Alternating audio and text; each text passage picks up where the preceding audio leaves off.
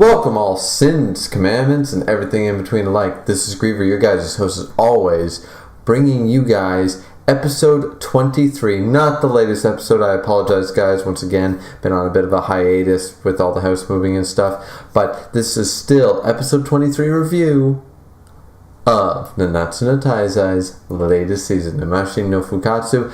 Let's just get underway with it, because honestly, okay, I can admit to my faults right away. The opening scene with Meliodas and Elizabeth, which is what I bitched about in the last review that did not happen. Kind of at a place in the way they structured the episode, so that's why I missed it. They kind of did some replacement stuff with scenes. Fine dandy, so I was wrong. They still did include the scene with Elizabeth, being like, oh, it's fine, grow up as much as you want, I'm just so happy you're back, sort of deal. And to me, that was a very significant scene of how their relationship has grown, to the point of near-death experience. She doesn't care. This has been a trope, but I love how when manga series incorporate the trope into the comedy trope sketch, the comedy sketches into real-world applications within the universe. Meliodas was dead for a while. Of course, Elizabeth was completely devastated. And so the trope of him always groping her, and not her always going, why would she mind? It made so much sense in the manga, and it was kind of like, okay. And she realized it, and she freaked out. Like, no, that's not what I meant. But the initial thing happening, the familiarity of what had been a trope for so long, it was a real world thing. So it was really, really nice to see that aspect brought back, and I'm glad that they added it at the beginning of this episode. Now, where did the animation quality go? All of a sudden, honestly, three major fights in this episode, and the animation quality is crap. It's just crap. It's almost like they ran out of budget around episode 20, and they used the last of their money for the big fight between Esteros and Escanor, which I enjoyed, but it had its flaws. But now, for the last couple episodes of this season, they're just throwing out crap. Because this was Dragon Ball Super. This was crap animation. For especially a great ongoing series, this was crap animation to me. The fight with Derriere and Meliodas, the animation was not good. The fight with Merlin and Dreyfus Grey Road, okay. I mean, nothing really to complain about there, but still, like, it wasn't the main attraction. And then Zaratros and Hendrickson versus Dreyfus, it had its moments, but you're going from crap to decent to subpar. What? Like, where did the animation go? So, and also, a big problem here is that they've established Mama Hawk eating purgatory birds, taking down demons, ash demons, red demons, no problem, swatting them out of the sky. Yet all of a sudden, this thing gets hit by Derriere and boom, floored. See, the problem is they've never demonstrated Derriere's ability, her magic, called Combat Star, which is, okay, I hit the table. Now I hit the table again, boom. Same amount of power, but now I probably put a crack in the table. Now the third time, boom, I just broke the table. It doubles, or at least increases, there's different translations, but at the very end of the day, it doubles, increases, whatever, but for consecutive hits, kind of like a combo bar in a video game. Very simple concept. As you stack up the combo, your power doubles. It increases your physical strength. When Mama Ha got hit, it was 50-2 in the manga. In this, they just smack, she's out of the way. I'm like, no, fans are going to be pissed about this. I'm pissed about this, whatever. So then we go on to the Derriere versus Meliodas fight. That goes down. It's whatever. Derriere and Monspeed get their ass kicked by the new resurrected Meliodas, because why bring a character back and make him lose a battle? Of course not. No, so he wipes the floor with them and sends a full counter of Purgatory Bird back at Monspeed and Derriere. Then we cut over to the whole Grey Road Dreyfus thing, and all the main characters are there. We see that, what's her name? The witch shows up, the apprentice there, Villian, something like that. She shows up, she was that mage the whole time during the festival with Gloxinia and Dolar. She reveals her identity, takes Gilthunder, and pieces out of there. They recognize that Grey Road has the power of pacifism, which kills Dogged, or Dogged, whatever. Because the commandment of pacifism makes that anybody who commits murder in front of him now has all the remaining lifespan. Bam, taken, and they die. It does not work on Bond, as far as I can tell, because his lifespan is literally infinite. It's infinity. So he can commit murder, as far as I'm aware, in front of them, but the rest of them, SOL. Now, this is just a cheap shot. Like, they go through the whole egg thing, and Jericho's brother dies, and it's just like, okay, this is a shitty situation. This really is. Then Merlin shows up. Not Merlin's projection from her legendary treasure, her ancient artifact, whatever. No, she shows up, full body, with the orb, and like, sup, gonna solve all the problems right now. She's OP. We already knew this in the manga, sorry to say, guys, and she really is. She's OP as fuck. This is an unfair level of OP. Escanor is OP. She is the same. She's the female Escanor of the series. She is nuts when it comes to OP. She can kill. The commandments don't affect her, first of all. They really don't, at the end of the day. The reason she was able to break Galen's commandment is because she forgot who she was. That's the translation. Once again, translation is a little weird, but at the end of the day, she is Belialin's daughter, which will mean something to people later down the line. We know what that means in the manga, but once again, try to keep this a little bit spoiler-free as far as manga versus anime is concerned. Belialin's daughter means that basically the long and short of it is commandments don't really affect her. Not at the very least, not in the same way they affect us. They are not unbreakable. They are not absolute when it comes to Merlin. She is unique. She is special. So she was able to break out of Galen's commandment. Then she's also able to break out. Now, see, here's where the issue is. Does she, because she's able to break commandments, I think this is just a way for her to explain her age, because she's much older than she appears. Put it that way. She's much older than she appears. However, she goes on to explain the reason that when she kills people and stuff in front of Grey Road is that the commandment of pacifism does not work on her because she stopped her own time. So even though the commandment takes all the remaining time, she has frozen herself in time to be able to learn everything there is to know about the world, which cannot be done in one human lifespan. That makes sense. So she froze her own time. She does not age anymore. She froze it.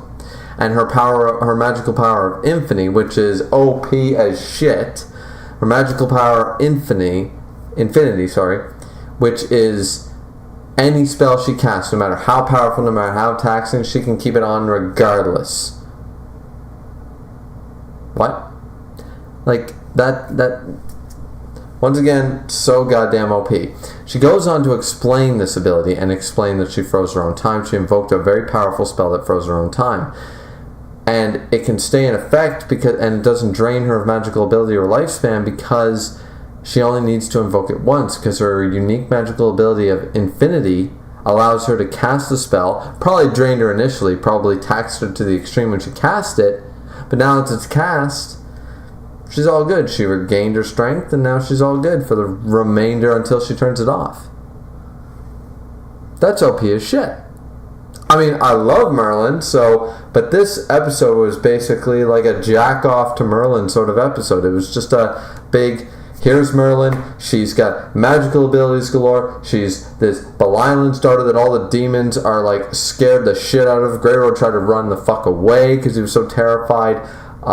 She came back from Galen's commandments, so clearly commandments can't do anything to her. Like, this is just basically here's Merlin. By the way, she's OP as shit. You thought Escanor was cool in the last episode. Let's show you the female Escanor. So anyways, go through all that. That's all fine, dandy. You know, Grey Road's no match, and that's the end of that. Now, here's where we have the final act of the episode, and it involves Dreyfus versus Hendrickson, and also Zarathos shows up. Now, this was not done that great. It was a little rushed, and I felt like the emotion was not there, because I love Zarathos as a character, and I was just like, man. In the manga, guys. I was just like, Zarathos, dude, like, going out like a champion. Like, you're re-given life. He could have just run away. He could have done whatever he wanted to do, whatever he dreamed of, went and spent his life with Gilthunder, saying, let's get the fuck out of here, let's get out of Dodge, we'll help where we can, but I have a second chance of life and I'm going to use it. He used it to help his murderers. And then give his life. I know everything that went down, but can you honestly say that you would have done the same as Zarathos' position? Because I'm sitting here thinking that Zarathos is a better man than I cannot sit here and be 100% convinced that after being murdered and condemned by these two people, that given a second chance at life, I would come back and try to save them after all the devastation they caused, and then give my life for them. Little brothers aside, I'm not 100% convinced that I could be so unforgiving that it wouldn't take that one moment in an anime, in an episode, in a chapter, for some character to slap me on the back of the head and say, he's your one and only little brother and your pupil and your disciple. You need to help them. You're their teacher, you know, blah, blah, blah. Like, give you a kick in the head sort of idea. Sure. But he didn't need that. He came back to life and went, yeah, this is what I gotta do. Like, damn, man. So I love this character. I love Zarathos. And to me, he deserved one more episode. This should have been lengthened. Not the other parts. The other parts were fine. I mean, animation aside. But they should have really drawn this out. It's the same problem that happened with the Escanor-Estarossa fight. They should have... Yes, it followed the manga, and the manga was great for a manga pace. But you should have made a whole anime episode dedicated to the Escanor-Estarossa fight. Lengthen that shit. Make them beat the living shit out of each other. That's what we came to see. That's what everyone was hyped for, and we did not get that. That is what this needed. Zarathos' character fleshed out. Throw in flashbacks of them spending time together. Throw in all these flashbacks with Zarathos teaching Hendrickson and Dreyfus what it is to be a holy knight. To show all the compassion he had. Show him doing good deeds. Show him, like, even if you couldn't fill in the fight scene too much or even big speeches, you could have shown flashbacks. You could have lengthened this so that Zarathos would have had a whole nother episode to himself, or at least the next half of the next episode to himself, to really build, because his death scene at the end of the episode, because Hendrickson and Zarathos fight against Dreyfus, eventually with Purge, force out, at the sacrifice of Zarathos' life, forces out Fraudulent out of Dreyfus' body. Dreyfus wakes up, it's all grand, you know, and blasts this purple motherfucker, you know, looking grimace thing, spiky grimace, into the goddamn, you know, Milky Way. Pun intended. Now, then we have this, like, this is just an issue. Like, we have this issue where Zarathos' death lasts like a minute, and it's like, this should be a big moment. I know we don't know the character that long, but we were introduced to this character way back. His influence was still there in the first few episodes. Gilthunder being his son and stuff, all about the death of the, you know, the chief holy knight, of the Holy Knight Grand Master. What, like, his presence has been such a staple, and now he's back, and we spend so little time with him just for him to die. And it feels like, in the manga, it was a little... I would have liked a little more time, but in the anime, it's noticeable. It's a noticeable loss of time and character time with Zarathos. It's noticeable. Even if this is acting like an OVA, the difference is, when you're reading week to week, but you're watching 30 minutes, it's much different. You have to remember that. We have chapters worth of this guy. Whole chapters. And I know that doesn't translate on screen the same way, but in lieu of that, you still need to give the same amount of time dedication that a chapter will give, that will give an episode. I'm not saying you don't make every chapter a separate episode, otherwise you'd be SOL. But in lieu of that, this to me just feels like they should have drawn out, especially the death scene of Zarathustra and his sacrifice and his reasoning. Once again, show a couple of flashbacks with him spending time with his brother, training Hendrickson, being the father-type figure of a chief holy knight, what a holy knight should be at the end of the day. The grand holy knight grandmaster that everyone aspired to be and looked up to, that everyone was jealous of the reason they killed him, blah, blah, blah. He was the true holy knight, and we should have had more of a... We should have had more of a big death scene, in my opinion. And then we realize that Frodrin is not dead. He has grown to full size, apparently his magical ability where he goes giant.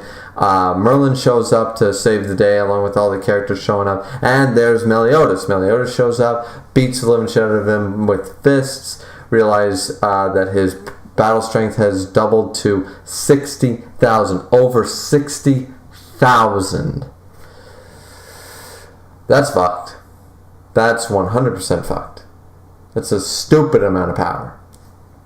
And we see that he's not all there. We saw earlier in the episode that he smirked and, full counter if it was the old me, mercy and all that stuff, full counter. Now he changes his voice pattern and he activates the demon. His eyes go black and he activates the demon mark very, very quickly on here at the end of the episode. So...